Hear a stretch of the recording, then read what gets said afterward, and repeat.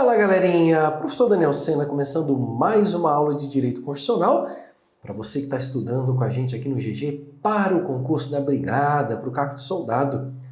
Já fizemos um estudo da teoria geral da Constituição e agora nós vamos entrar num outro tema, desses temas que eu também fico pensando, velho, o que você está fazendo numa prova de soldado? Não tenho ideia, mas está no seu edital, estará na tua prova. Nós vamos começar a falar agora sobre controle de constitucionalidade, tá? Esse é um tema que também acaba tendo uma complexidade um pouco maior, por conta principalmente dos requisitos, daquilo que está previsto na lei, né, dos detalhes que nós vamos precisar analisar sobre esse instituto.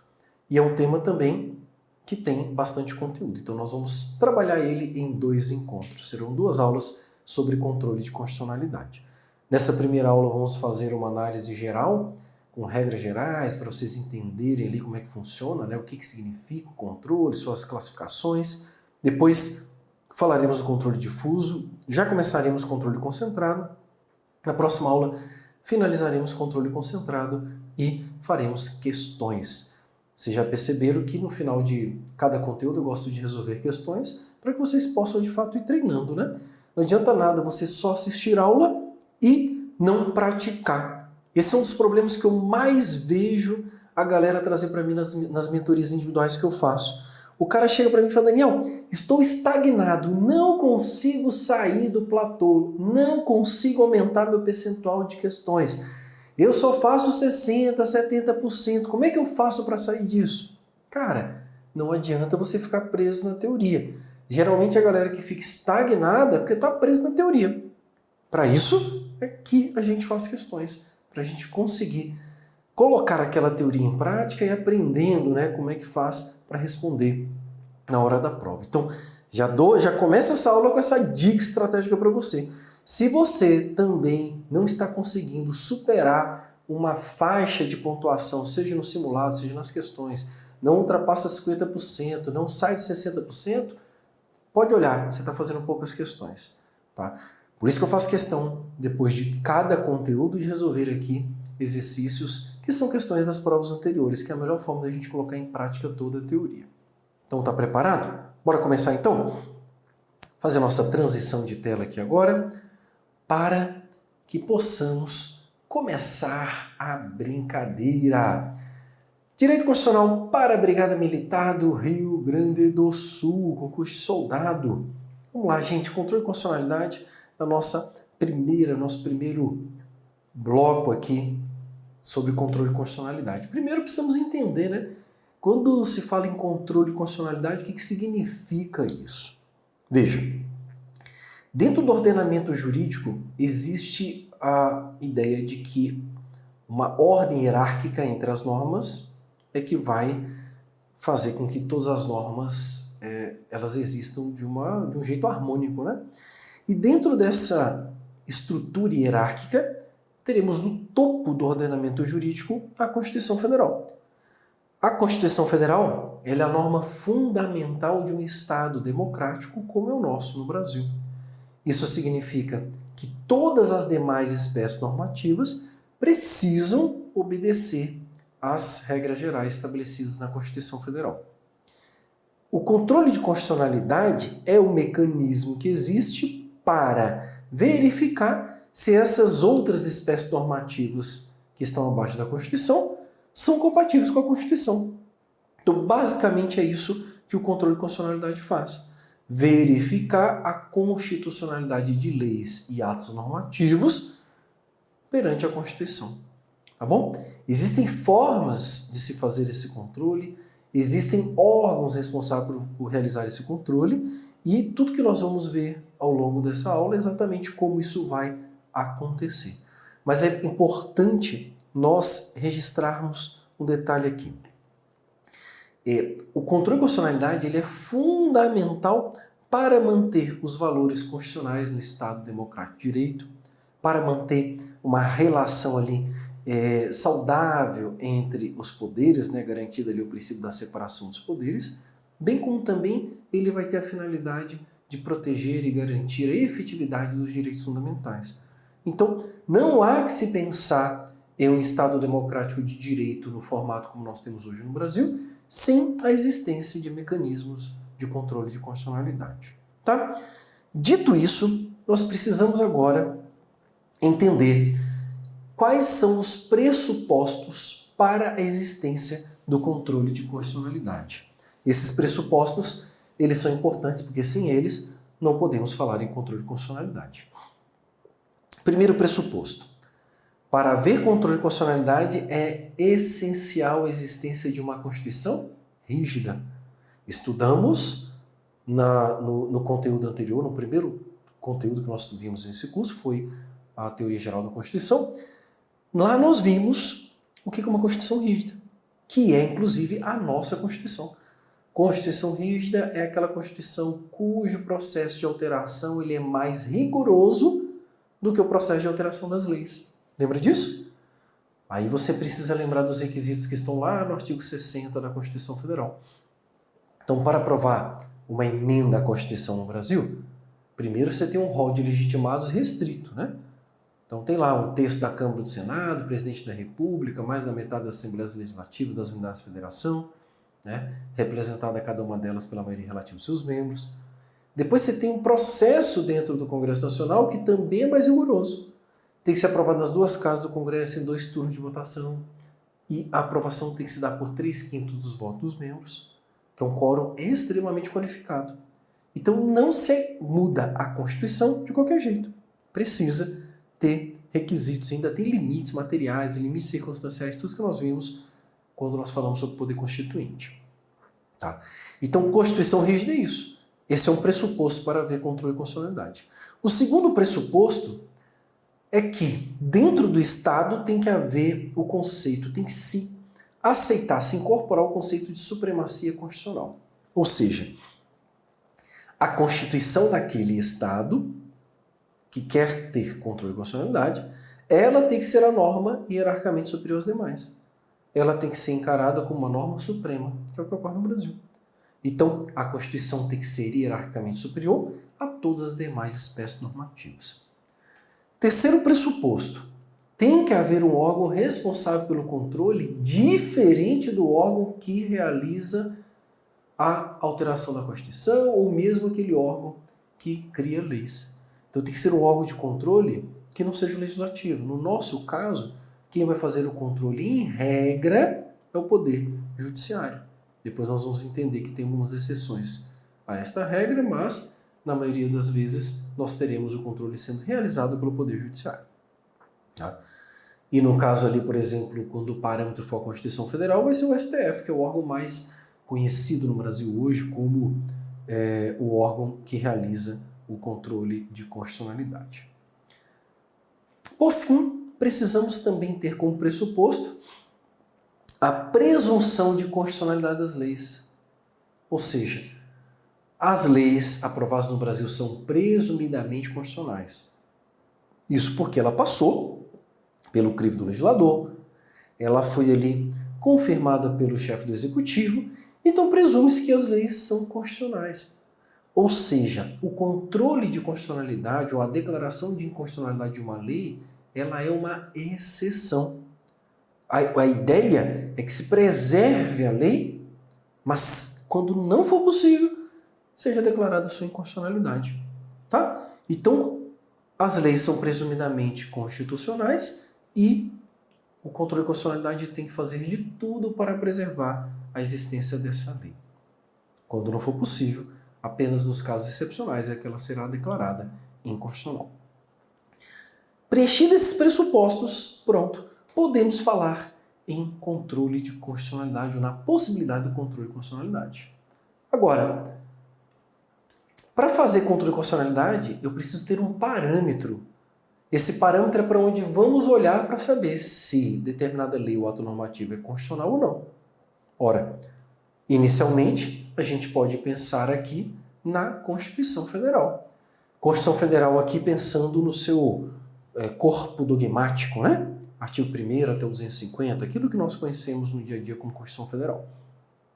Então, quando eu penso em parâmetro, o primeiro parâmetro que me vem à mente, Constituição Federal. Preciso, então, olhar para a lei e ver se ela está de acordo com o texto da Constituição Federal. Pergunta de prova. Será que existe uma outra espécie normativa que nós poderíamos dizer que está na mesma hierarquia da Constituição Federal? E que nós poderíamos colocar aqui como parâmetro para o controle de constitucionalidade? Veja, e nós estamos usando aqui o parâmetro tendo como o órgão que vai realizar esse controle o órgão do Supremo Tribunal Federal ou os órgãos federais que vão olhar para a Constituição Federal como parâmetro. Tá? Gente, sim, nós vamos ter as emendas constitucionais. Emendas constitucionais são as espécies normativas utilizadas para alterar o texto da Constituição. Então, nós temos o texto constitucional originário, aquele que foi aprovado em 88. Ao longo do tempo, surgiram várias emendas, alterações a esse texto. Estas emendas também vão ter a força normativa constitucional e vão ser utilizadas como parâmetro para o controle de constitucionalidade. Será que existe mais alguém que pode ser colocado aqui em pé de igualdade com a Constituição? Tem também. No estudo da teoria geral da Constituição, nós vimos qual que é a estrutura da Constituição Federal, lembra? Ela é composta de 3 partes. O preâmbulo, o seu texto, o corpo dogmático e a ADCT. Vimos também que o preâmbulo da Constituição não tem força normativa constitucional.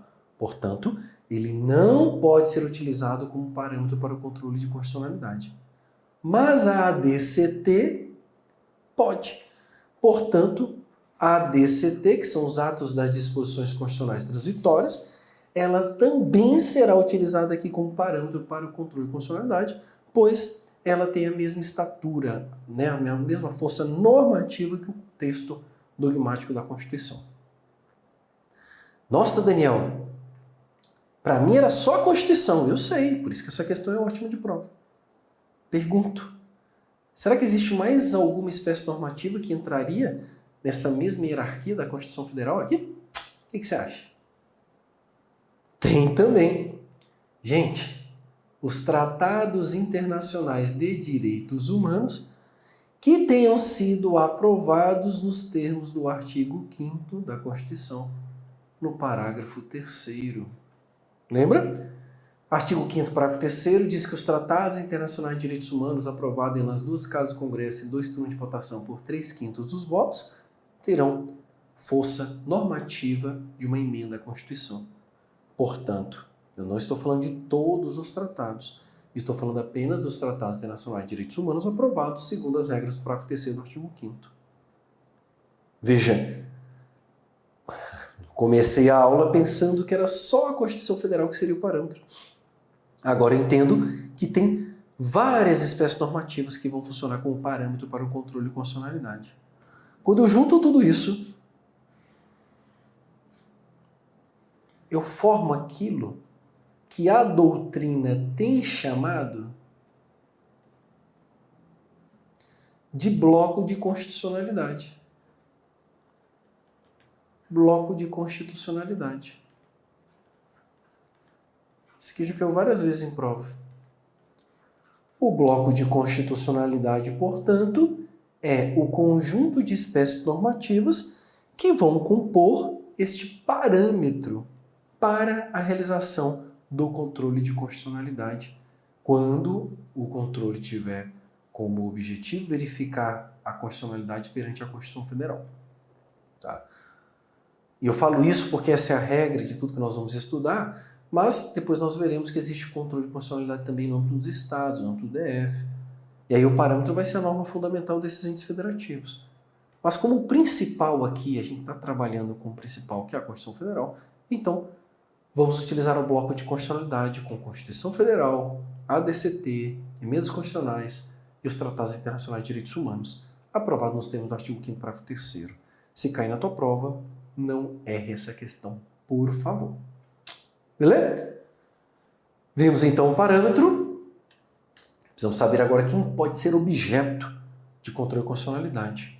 Quem se sujeita, né? Que tipo de ato normativo pode se sujeitar ou se submeter ao controle de constitucionalidade? Em regra, ou seja, em linhas gerais, de uma forma aqui introdutória, qualquer lei ou ato normativo seja por uma ação, seja por uma omissão, que ofenda no todo ou em parte a Constituição, estará sujeito ao controle de constitucionalidade perante a Constituição Federal.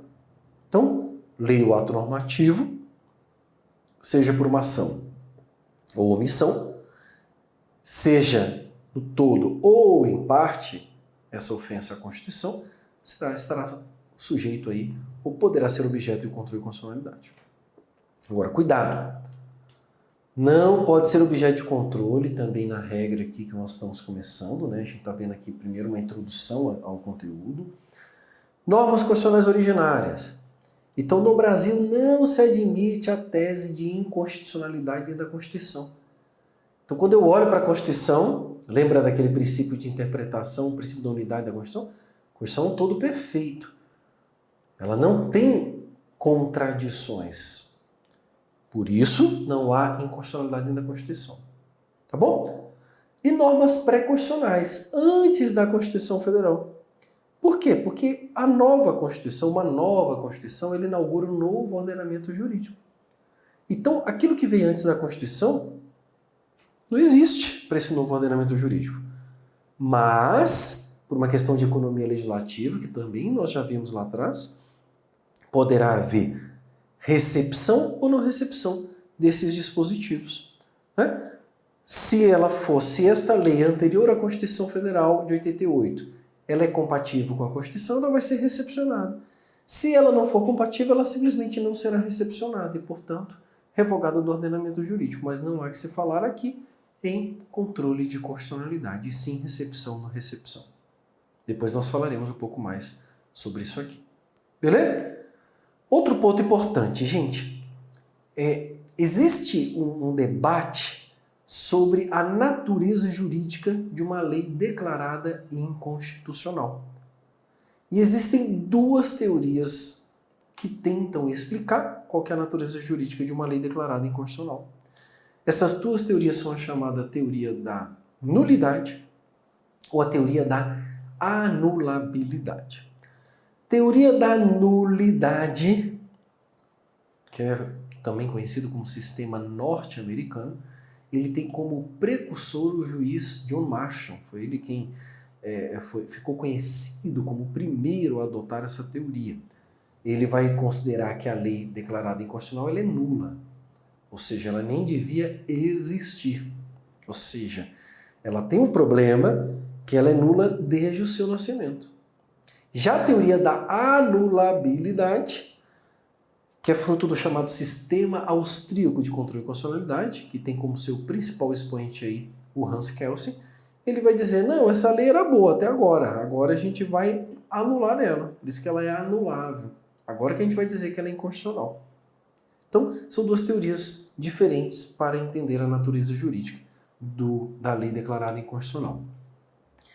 Para a teoria da nulidade, a lei ela é inconstitucional desde o início.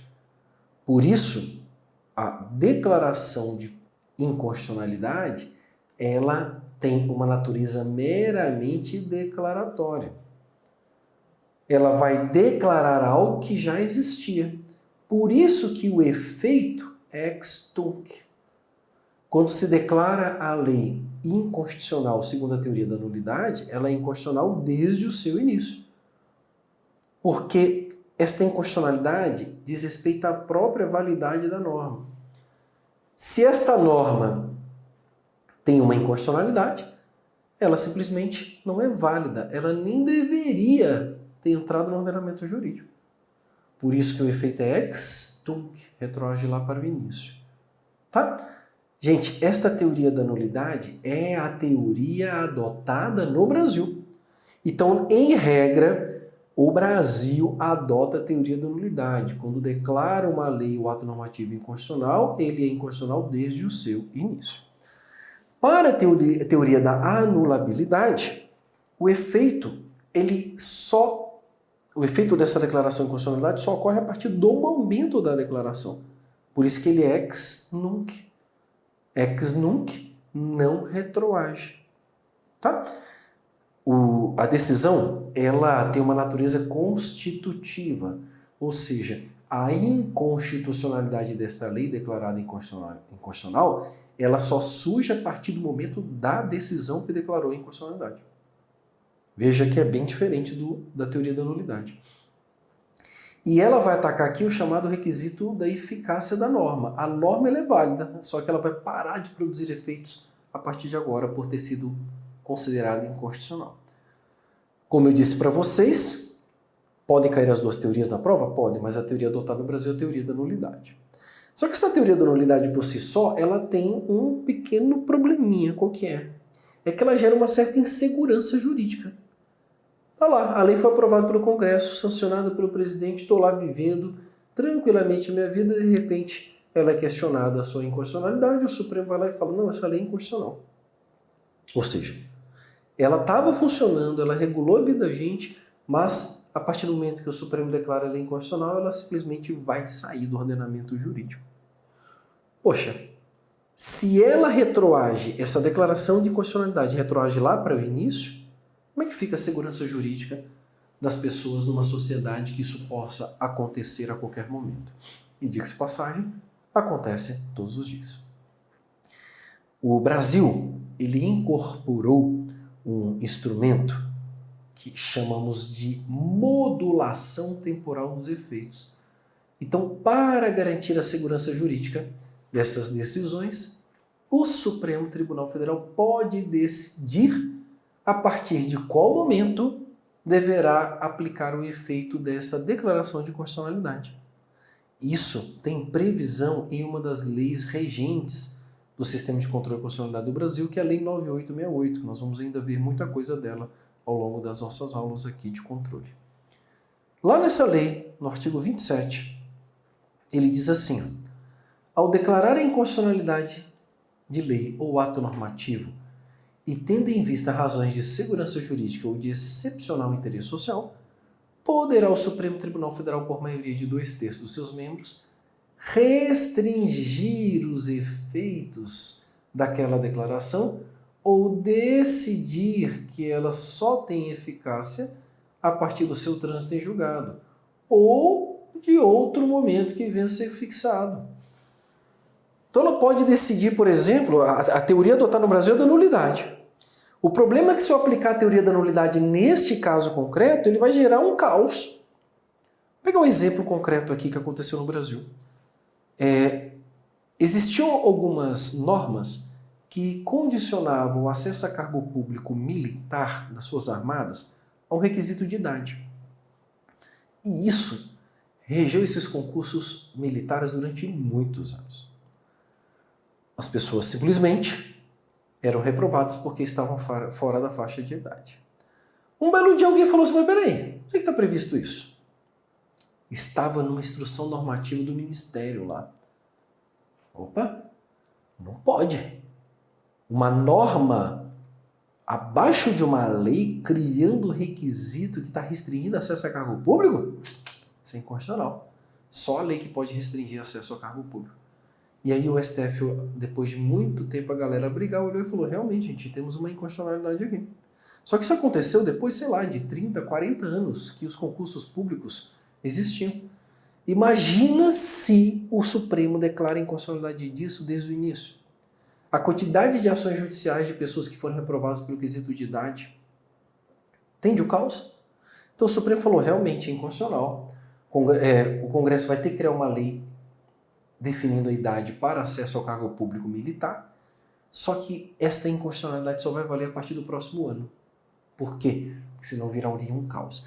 Então, esta é a ideia da modulação temporal dos efeitos que é aplicável no Brasil hoje, nos revelando uma aplicabilidade da teoria da nulidade de uma forma mais moderada.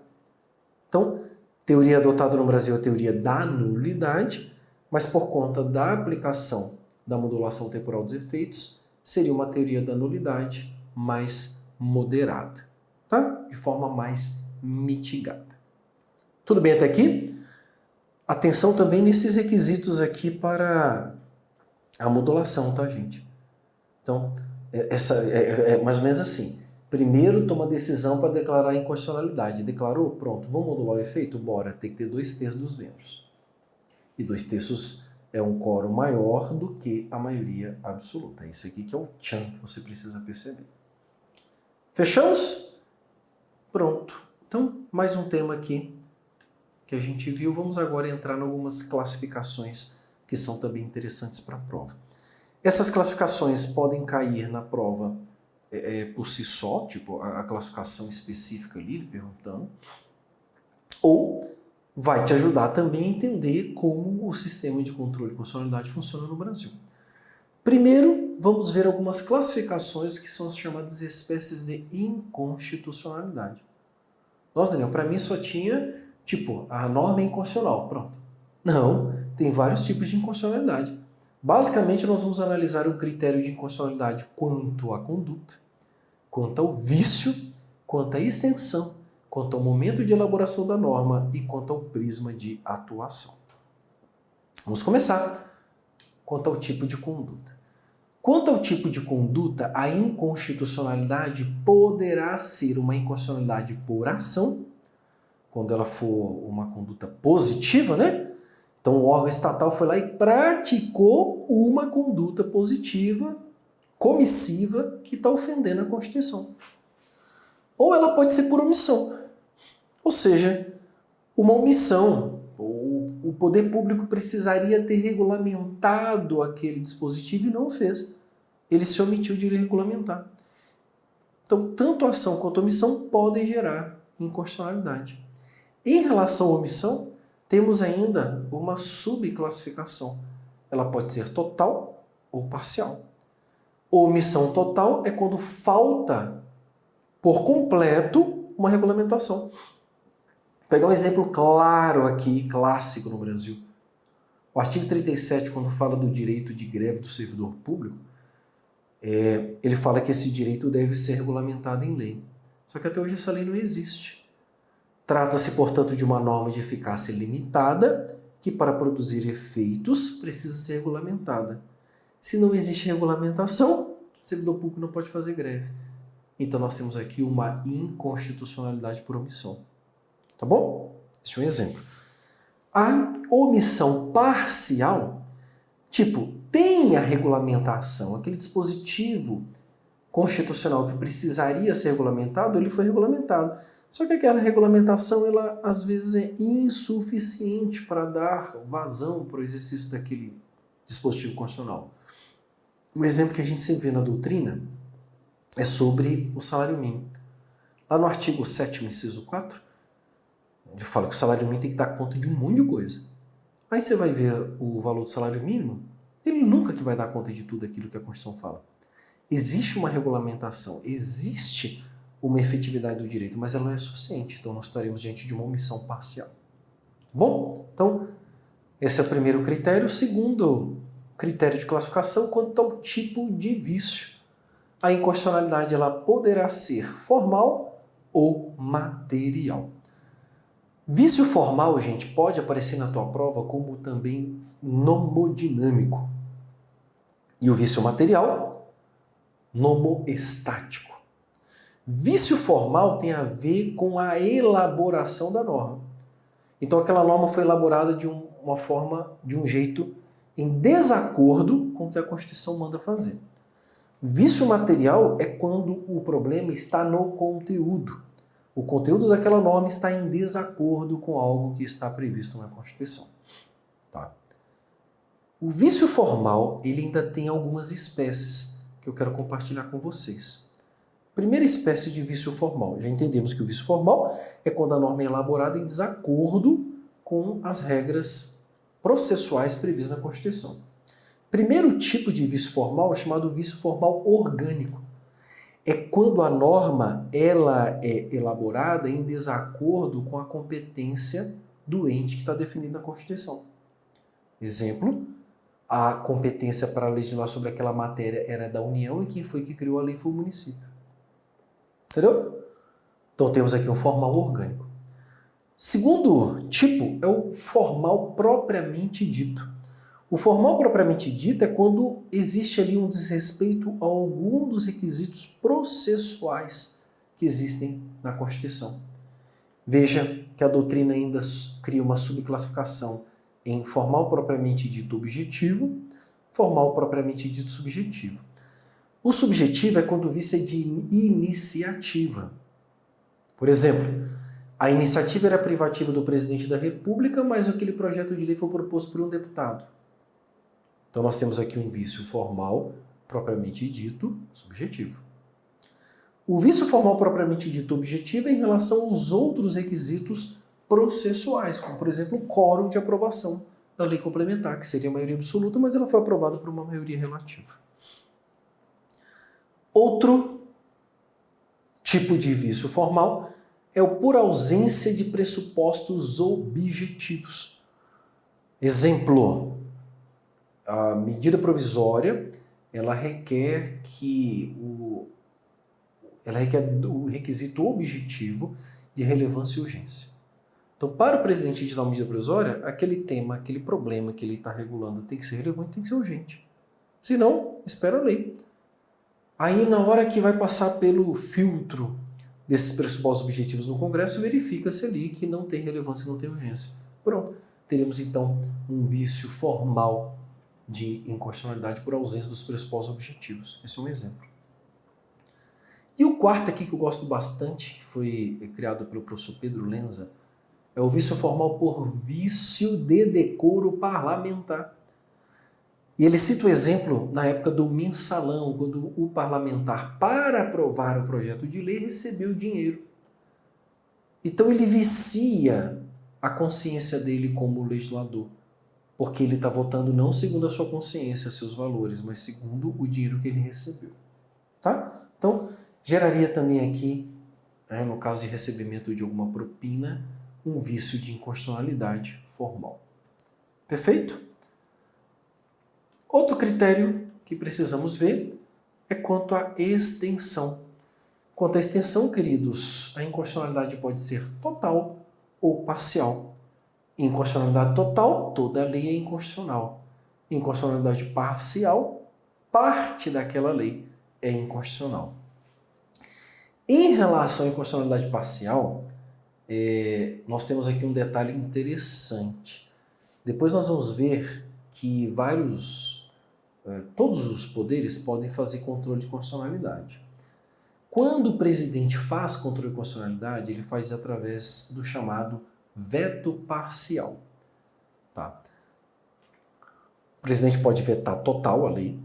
Essa lei é inconstitucional. Ele vai lá, faz o veto jurídico, veta total. Mas ele pode também vetar parte da lei. O veto parcial do presidente tem uma condição estabelecida aqui no artigo 60, parágrafo 2º da Constituição. Então, guarda esse requisito aqui para o veto parcial.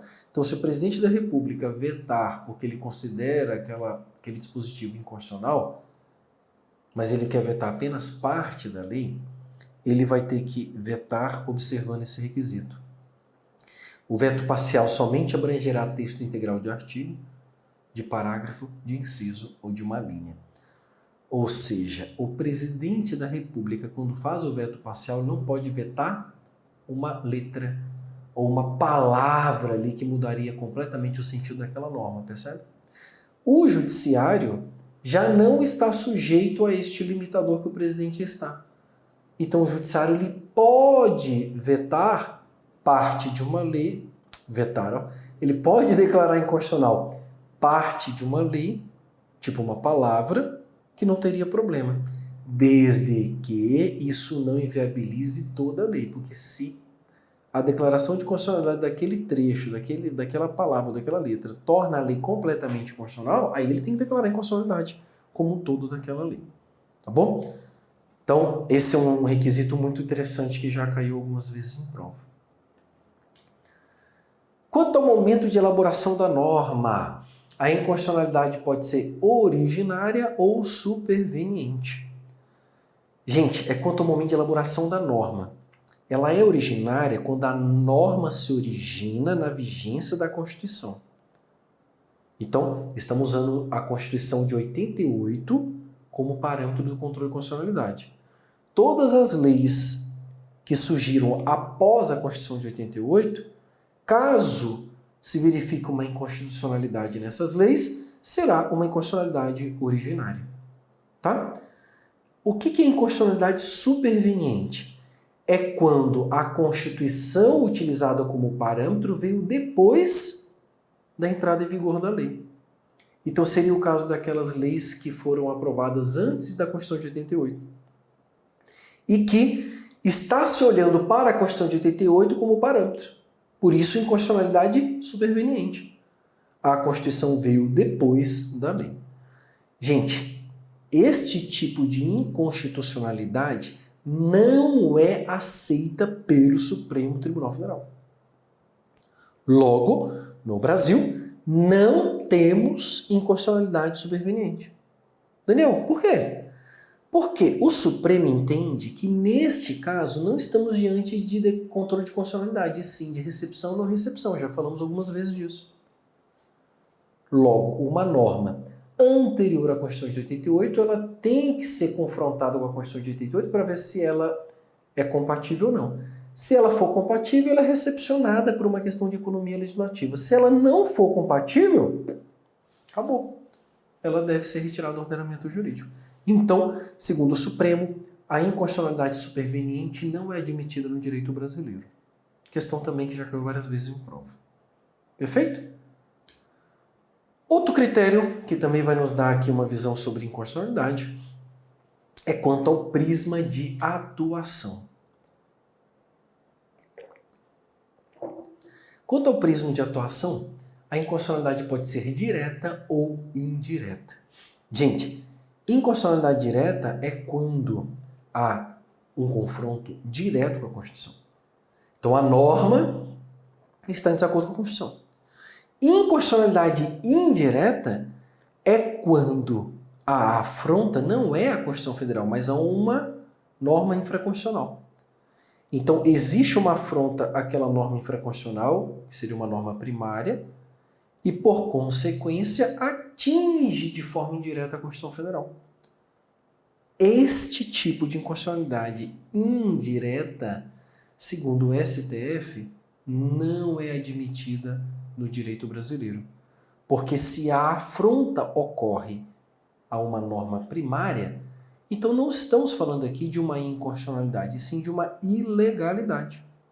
Portanto, afronta a normas primárias, controle de legalidade. Para ser controle de constitucionalidade, a afronta tem que ser direta à Constituição Federal. Guarda isso, que isso aqui também é muito cobrado em prova.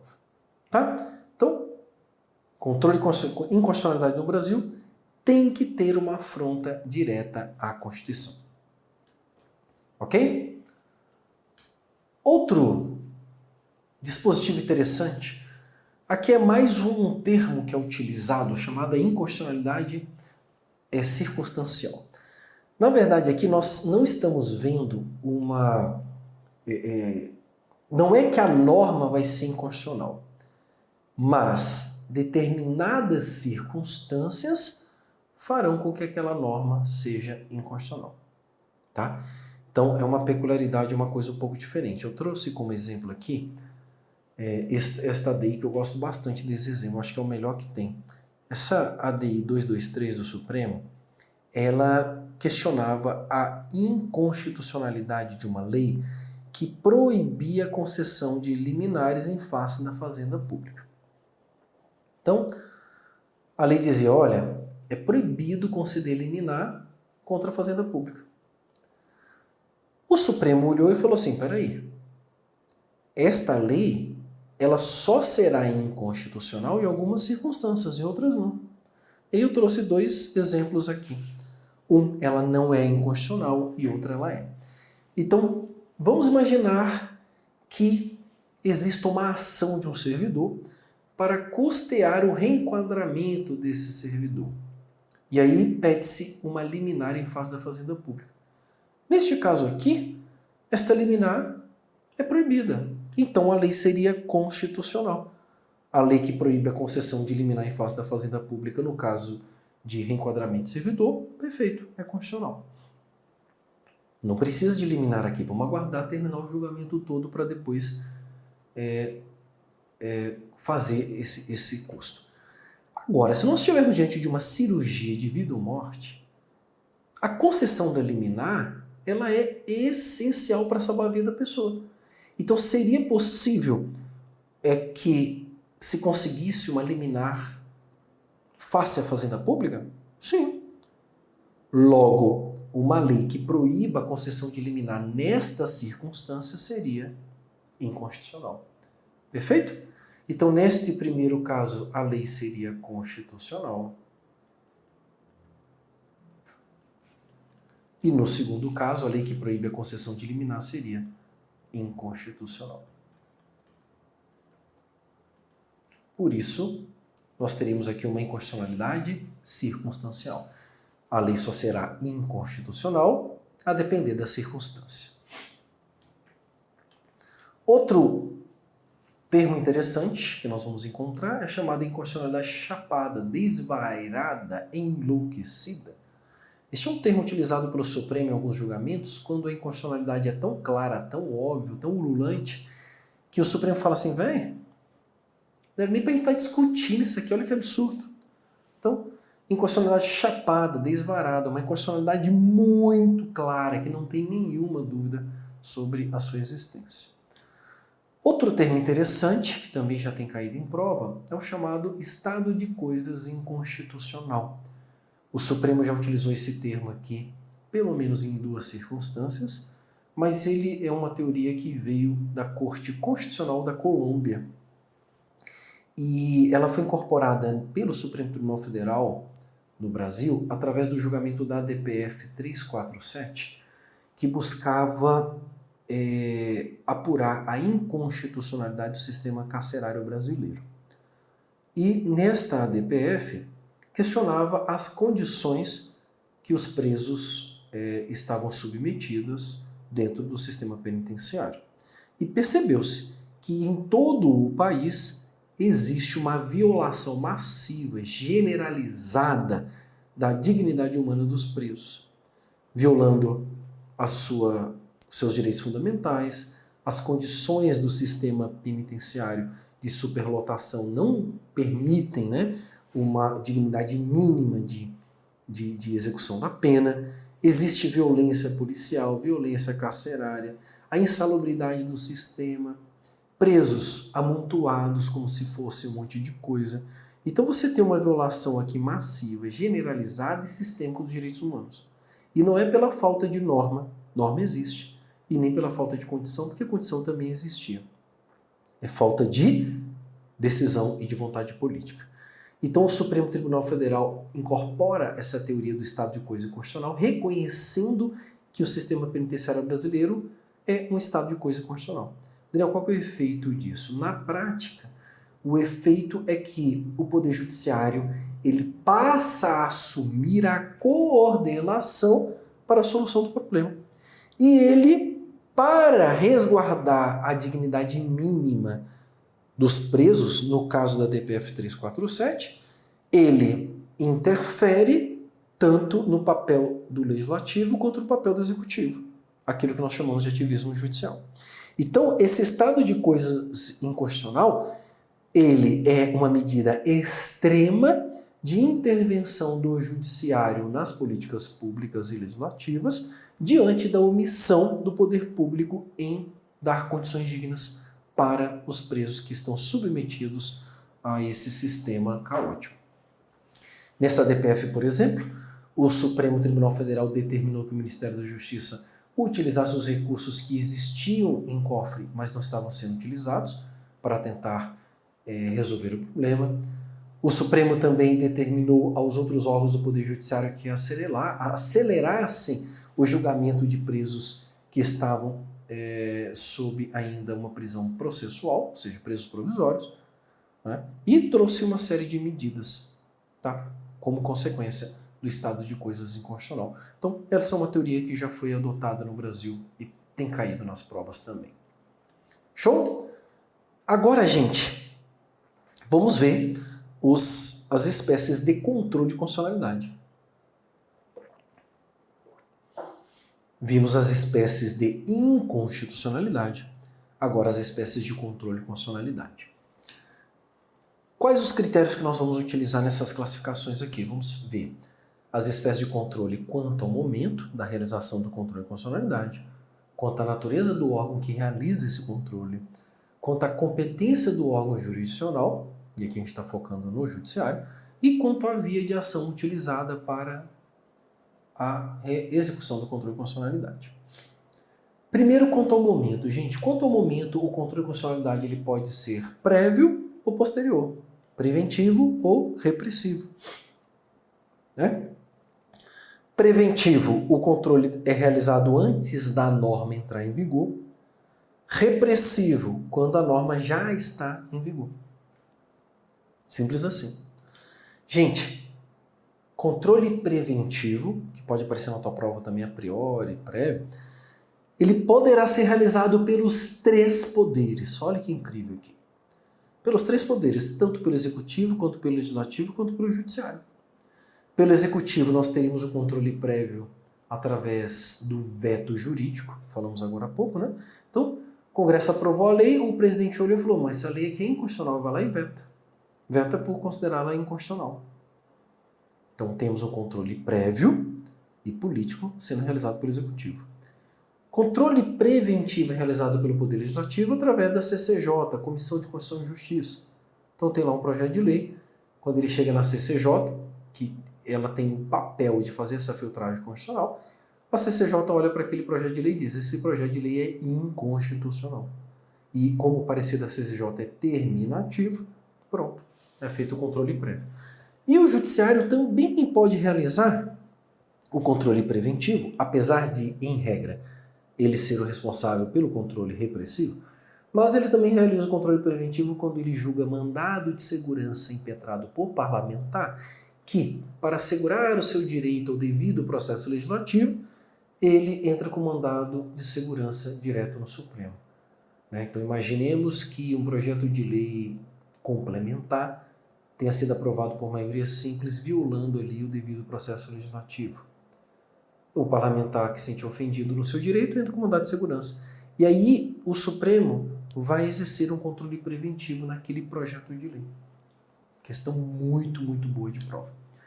O repressivo também poderá ser utilizado, poderá ser exercido pelos 3 poderes, apesar de, em regra, ser realizado pelo judiciário. Tá? Então, judiciário, a lei está em vigor e alguém questiona a sua constitucionalidade. O judiciário vai lá e declara a inconstitucionalidade, controle repressivo. Tá? O legislativo também poderá realizar controle repressivo. E aqui eu trouxe 2 exemplos. Um do 49, inciso 5, outro do artigo 62. O 49, o Congresso ele tem a competência exclusiva de sustar os atos normativos do Executivo, no caso da lei delegada, que exorbitem os limites da delegação. Essa sustação é o controle de constitucionalidade aqui repressivo sendo feito pelo legislador. Tá? Ou então na medida provisória, porque o executivo, o chefe do executivo é que publica a medida provisória. Ela já está valendo, ela já mudou a vida das pessoas. Só que ela passa por uma verificação dos seus pressupostos, dos requisitos pelo legislativo. Então, o legislativo também vai fazer um controle repressivo ali.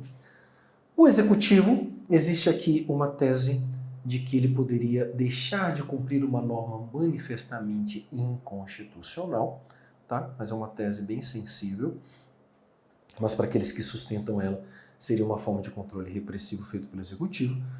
E também temos aqui o TCU, que também tem um debate bem grande ali no Supremo.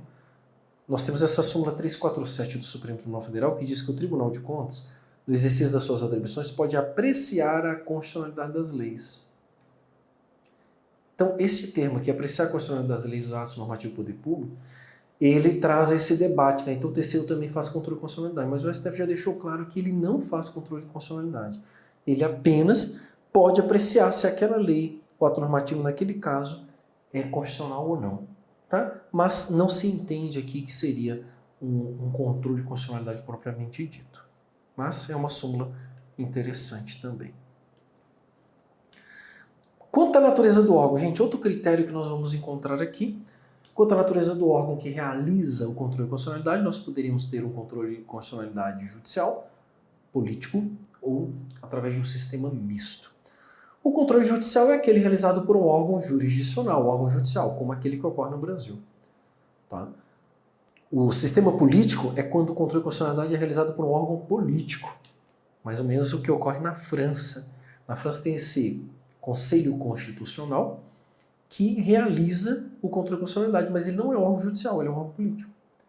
E o sistema misto é quando uma parte das leis é realizado o controle por um órgão judicial, outra parte por um órgão político, como ocorre na Suíça. Então, um exemplo da Suíça, se a lei federal está sendo questionada a sua inconstitucionalidade, quem vai verificar isso é a Assembleia Nacional, órgão político. Se for uma lei local, é o próprio judiciário que declara a inconstitucionalidade. No Brasil, como acabamos de ver, o sistema adotado é o sistema judicial. Outro critério quanto à competência do órgão jurisdicional. Temos aqui então duas espécies, controle difuso, controle concentrado. E aqui a gente já começa a entrar mais diretamente no estudo do controle de constitucionalidade. O controle difuso é aquele realizado por qualquer órgão do Poder Judiciário, desde o juiz até um tribunal. Qualquer um pode realizar controle de constitucionalidade. Controle concentrado é quando o controle está restrito a um órgão específico do Poder Judiciário. Então, controle difuso é também chamado de controle aberto, exatamente porque ele pode ser realizado por qualquer órgão do Poder Judiciário. Também conhecido como Judicial Review, ou seja, o Poder Judiciário revendo ali aquela lei. Ele tem origem nos Estados Unidos, em 1803, a partir deste lead case, neste caso, um famoso caso do Marbury versus Madison, quando o juiz Marshall aplica, em tese pela primeira vez, o controle difuso, ou seja, ele aplica no caso concreto o controle de constitucionalidade. Então, um dos pressupostos do controle difuso é a existência de um caso concreto, cujo objetivo principal não é fazer controle de constitucionalidade. O objetivo daquele caso concreto é resolver o litígio que está no caso concreto. Então tem partes lá litigando, elas estão brigando pelo direito Straggles. Só que para resolver o mérito dessa decisão, precisa se enfrentar a constitucionalidade da lei. Por isso que o controle difuso, o controle de constitucionalidade ocorre de forma incidental. Ele não era o objeto principal da ação, mas ele ocorre de forma incidental. E se ele é de forma incidental, ele vai servir apenas para aquelas partes do processo. Por isso que o controle tem efeito interpartes. Já o controle concentrado, ele é o controle que vai ser realizado num órgão específico, por isso ele é fechado.